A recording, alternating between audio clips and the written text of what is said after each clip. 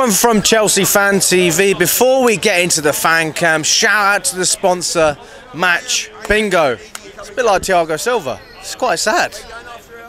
It's the last game that Match Bingo are going to be our sponsors for. This is your last chance before the Euros to download Match Bingo and get stuck in. You've got to be over 18. Check it out. Click the link below. It's over, people. The season is over. Helps the channel, helps them as well. Check out Match Bingo. Hello everyone from Chelsea Fan TV. My name is Alex. I'm outside Stamford Bridge today with Charlie, my friend. Last game of the season. You've got the Chelsea gear on, I've got a bit of retro gear. Look, it's not like the good old days, as I would know it. Being a little bit of a younger fan. You're still in your 20s as well, yeah, mate, to be fair. Fan, yeah, you know, it is, yeah. But yeah, look, it's better than last year, and it's a step forward in that sense, but there's still a lot of Chelsea fans unconvinced. There's still fans who don't necessarily think this is good enough, and I can respect that. I mean, 6th place is not exactly first place, and we haven't got Champions League either. How would you sum it all up? I don't know, mate. I guess in a roundabout way, we've maybe finished where we probably should have finished. I think if you started the season, we probably would have all taken Europa League football. I know people got a bit carried away with the signings in the window, thinking, oh, we're definitely going to get top 4 without really taking more things into account. I think at the end of the day, mate, if you said to me after finishing 12th last season, we'd get to Wembley twice and qualify for the Europa League, I'd probably say, do you know what? That's a positive step in the right direction to getting back to where we want to be. We're not going to celebrate 6th place. Pochettino said that himself. They're not going to be celebrating 6th place. But it's a step back in the right direction and a step back to where we want to be. And a year ago, 6th place and 2 trips to Wembley, that's a fucking million miles away. So I think we have made progress this season. I mean, how would you describe the journey from when we started in pre-season? There was high hopes. I had high hopes. I went on Sky slagging off Tottenham. Just here, wasn't it? Yeah, just here, and we're definitely coming top 4. We're a couple of places. We're a couple of places out. Yeah. I don't know, mate. Like pre-season, there was a lot of hype around it. We were excited. I don't think the injury to Nkunku helped us too much. They changed the tactics completely. And the start to the season, we were quite excited. We played really well first game of the season against Liverpool. And then, mate, we had a difficult first half of the season. 3 wins in our first 10 league games, and that first half of the season was really tough. We spent a lot of it in the bottom half of the table. But do you know what? Fair play. Since the turn of the year, we've improved as a team. Yes, there's been some poor results in there. The thrashing to Arsenal, the thrashing to Liverpool, lost to Wolves, draws to Sheffield United and Burnley and whatnot. But we've been the 4th best team in 2024. Only Arsenal, City and Liverpool taking more points than us in the league. We've won our last 5 games in a row, and it feels like we've started to turn a corner, and you're starting to see what this team is capable of. So, yeah, look, it's kind of been ups and downs, but I think we've finished it on an upward trajectory, and you can kind of see where this team is heading and what this team can be capable of when the players are fully fit and when you add some key pieces of the puzzle over the summer. And I think, the top 4 is very much realistic next season. It has to be, and B, I think it very much is. It's interesting you talk about the key piece of the puzzle. That makes me think about players that we didn't even bring in this summer, players that we already had at our disposal, like Gallagher, like Chalobah, like Cucurella, and there's probably a few more I've missed out. These are players that weren't necessarily, well, especially with Chalobah and Cucurella, Gallagher. I'd say all 3 of them actually. Chelsea fans wouldn't have cared if we'd have sold them in the summer. But now we look at these guys, everyone would be happy if, well, not everyone. No. The majority of fans would be happy if these players stayed at Chelsea. Yeah, absolutely, and they have to. Whether they're going to stay or not, we don't know. But they have to. Look at Trevoh Chalobah, for example. He's been superb since he's come back into the team. We haven't lost a Premier League game in which he started in since his return from injury.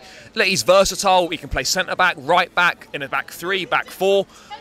He's a sort of player, right, that if he was playing for, say, a Monaco or a Borussia Dortmund or whatever, we'd be looking to sign him, and he probably cost 70 or 80 million pounds. And yet we've got him at our club right now, and it costs nothing to keep him here. And yet we seem to be hell-bent on trying to sell him to then spend 67 million pounds on a fucking teenager who won't be anywhere near as good when he comes in, and it could take a couple of years to get to the level. So it literally doesn't make any sense. Chalobah should not be going anywhere. Cucurella shouldn't be going anywhere. Conor Gallagher shouldn't be going anywhere. If you're going to make mistakes in the transfer market, don't make up for it by selling off players that have got a role to play at this football club. Own up to your mistakes and fucking don't do it again. Don't make mistakes and then just fucking sell players off to cover it up because you've been incompetent in the market. Don't do that shit. These players are good enough. They've got a role to play, and they're good squad players, and they will do a job for you on the pitch and give 100% every single fucking game, which is not the same. You can't say that for all players. So I mean, in Gallagher and Chalobah's case, they get what it means to play for the club. You can't rip the club's DNA out of the squad. You need players that have come through the ranks and get what it means to play for Chelsea. And to get rid of two of them would be a big mistake, in my opinion. And talk to me about the game as well. We started off very well, and then Bournemouth took control in the first half. And we sort of hung in there towards the second half, grabbing the early goal, but we couldn't keep the 2-goal lead. Yeah, mate, it was a strange game. I thought we started pretty well. We started with intent. We created a few chances. I mean, Caicedo, what a goal, by the way, from the halfway line. That was a madness. Like, I couldn't believe it went in. I mean, goal of the season contender? Absolutely. Anything from the halfway line's got to be up there with a shout. Fantastic for him, and I think deserved as well. You know, his performances have been really good in recent weeks. You know, he's not getting the credit he deserves from outside the Chelsea fan base. And that goal, you know, won to silence the haters, and it was a fantastic strike. You know, he'll probably do that another 99 times and he won't get it in, but we don't care. As long as it goes in once, that's all that matters. It went in today.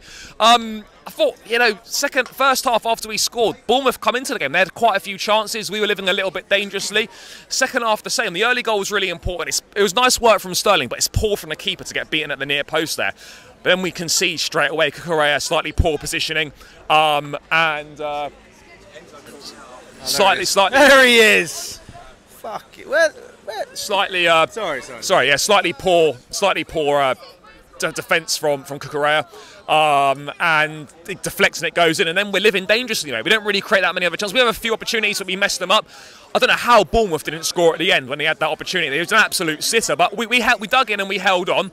And you probably say on the balance, we probably just about deserved the 3 points. But it's the last game. It was all about winning. We secured that top 6 place now, and providing City win the FA Cup, which they should do, then we will be in the Europa League next year. I mean, I'll be honest. For some weird reason, I think United might actually win it. This is for me. This is like one of those moments where Ten Hag's back is against the wall. If he loses, he's getting sacked. So yeah. I don't know. For me, I'm still not 100% about it, but I hope you're right, mate. And Lewis was the same. He was very confident. But there's just a part of me that thinks they're going to go and do it, especially after City beat them last year. You do never know in football, but I'd be surprised if United got themselves together for that and won. So yeah, no, I don't think so. But look, positive end to the season. 5 wins in a row in the league for the first time under this new ownership. Things are going in the right direction. Today wasn't great. Let's be real. It wasn't great, but it was about getting the 3 points. You know, we've been on a good run, and there's positive signs to take into next season. 100% there are. Mate, I mean, do you think that the ownership are going to continue with their strategy going into the summer? We've already got Esteval from Brazil, again a top upcoming player, but not ready to come in and change the game straight away, not in my opinion at least. Do we need to sign some ready-made players, or can we continue the way we're going and still get where we need to be? We need some ready-made players. We need ready-made players. Considering we've just lost one in Thiago Silva, we need ready-made players. It's fine to carry on doing what we're doing, but you need to add a few ready-made players. I'm not saying abandon it completely, but you need to sprinkle 2 or 3 ready-made players into that squad, and that will really elevate us to another level. It really will, because we're now losing our most experienced player, and we're probably going to replace him with someone half his age, I'd imagine, with less than half the experience as well. So we need to add some more players. We need to add more experience, more ready to go players. Are we going to do that? I don't know. That is the honest answer. We're going to spend money, yes. We're going to sign players, yes. I don't know who we're going to bring in. I've got no idea, mate. Like I don't know if we're going to bring in ready-made players that we need to go straight into this team and make an impact to elevate us to the next level. I don't know if we're going to do that.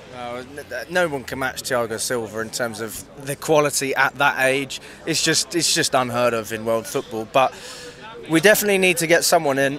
For me, I think we have players that can step up to the mark. We just spoke about Chalobah, and Colwell's been out, and so's Fofana.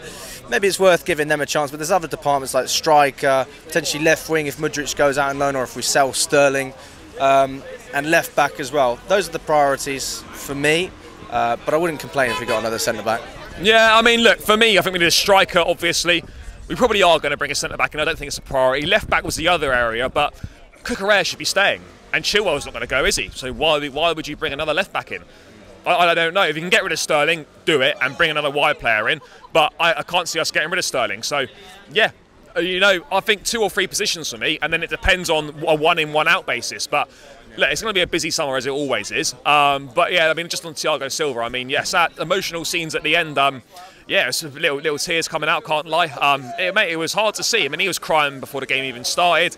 He was crying before he even got a mic at the end. What a guy, what a legend. Only been here 4 years, but the impact he's had on this football club and the way that he's, formed a relationship with all of us is second. I can't remember the last time I cried when a player left. Didn't happen with Hazard. Maybe have to go all the way back to JT.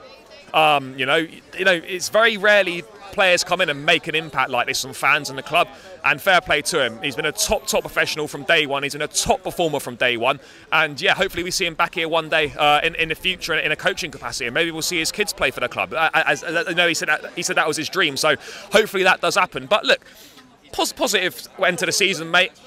Next season's got to be the top 4. It has to be the top 4. It's there for the taking, Liverpool are going to be in transition on the slot. You don't know what you're going to get from them. United are shit. Newcastle, we're better than them. Spurs, we're better than them. Villa, I think, are going to struggle in juggling the Champions League. That 4th spot is there for the taking, as is potentially 3rd place. So we've got the quality. Another year of this manager, hopefully, playing the way that we are, getting used to his methods and whatnot. I think the top 4 minimum requirement next season. It has to be. We have to get back in the Champions League. 2 seasons is already too long. We can't make it a 3rd season. But I've got full faith that we can definitely do that if we continue on the trajectory that we've been showing in this second half of the season.